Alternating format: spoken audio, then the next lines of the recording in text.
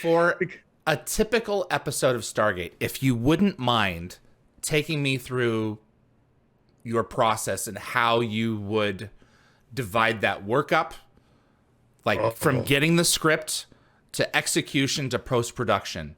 Can you give me an insight into what a typical episode would look like from beginning to end, from how you would make a meal of it coming down the assembly line? Yeah, it all depends on where you are in the season. Okay, so can we... You're in the middle of the season, per se. You know, you get the script and you break it down where all the effects are, which another thing, Brad and Robert, Joe and Paul, everybody, their scripts are just amazingly clear. So you know what is happening and what is supposed to happen. So nothing's kept vague, deliberately. No, okay. No, or like, you know, they write because they know their stuff. They know what they're writing for.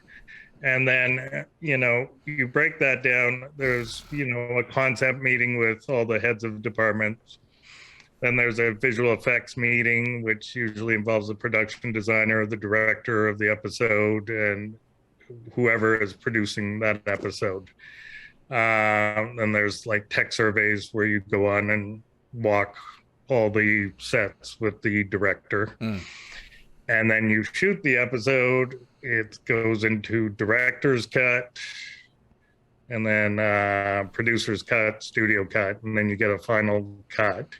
And meanwhile, you're bidding the shots with different vendors at the same time. So you have a specific budget that's been assigned to you for the episode. Yeah, right? You budget it right at the beginning. Okay. And then things are moved around based on how high your budget is, and, you know, things are taken out. Another amazing thing that Brad is and Robert and everybody are so great at, if things are too high, they know where they can lose things without losing the story.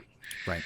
Which they're amazing at. So then you send out your episode, and, you know, based on all the vendors, you know, getting back their prices, you're usually pretty even. Like, we were pretty good at our jobs. And then you ship them all out. You have like a temp delivery, which is in for the sound mix, and then your final delivery. But when you're in the middle of a season, you're working on like about 9 to 10 episodes kind of at the same time at various stages. None are in a bottle of their own. So, you know, so we used to have like this giant whiteboard on where we were sending shots and where it like, and it was just like somebody's brain exploded on this whiteboard.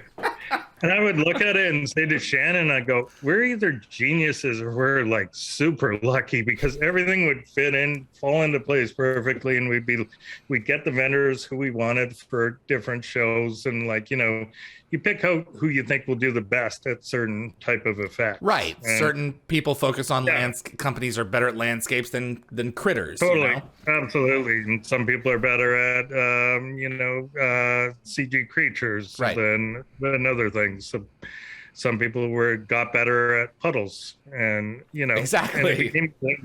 But we just like, we had it so dialed in for some reason. And I always thought we were super lucky and not geniuses. We just go, we're not that smart.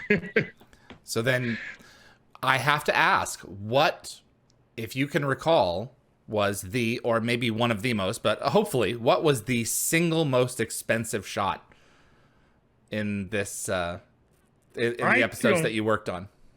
I don't know what would be the single most expensive. I really don't. It's interesting.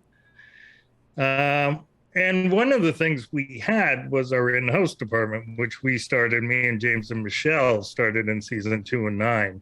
Yep. And that just became such a workhorse. Like, those people in there who worked for the show, it just became, we relied on them so heavily. I have to give you accolades. The battle at the Supergate in Camelot was extraordinary. That was Michelle. Man. Yeah. That was awesome. Yeah. I would always think that in terms of practical effects, The most expensive thing would had to have been blowing the pyramid in season 6, but that was before your time. I mean, that sequence of blowing up the Abydos pyramid had to have been expensive.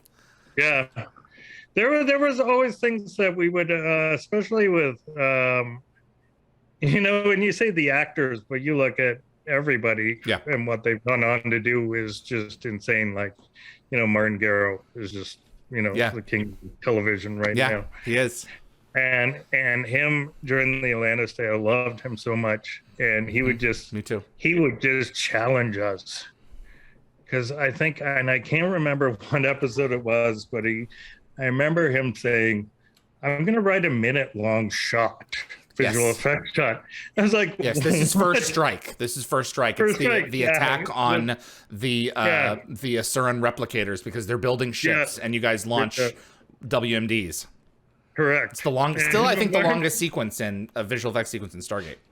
Yeah, and the longest one single shot. You know, where like everyone's like, well, that, like, you think it'll be exciting, and it actually was pretty cool. Joel Goldsmith plus visual effects, you can't lose. Exactly.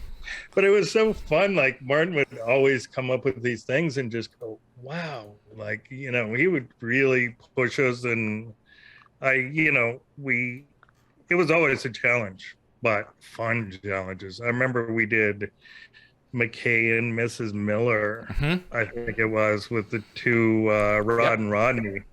Right.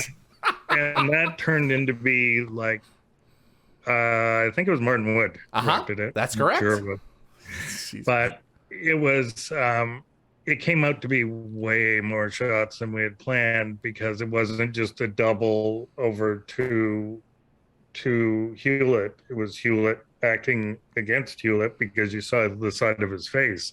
Right. Tennis ball stand-in. Yeah, and there became a billion shots, and we didn't know how we were going to afford to do them, really. And so we all went out and got cuts of shake, like a compositing tool. And myself and Jeff Anderson, one of my other producers, and Shannon at the time, during the shooting and everything else, we would all work on shots just anytime we had like a spare moment. And we actually did like most of the twinning in that episode between the three of us.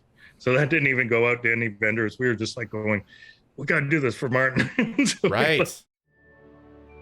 Thanks for watching this clip from Dial the Gate. You can find the full live stream shows on our YouTube channel, or visit dialthegate.com for the complete schedule. See you on the other side.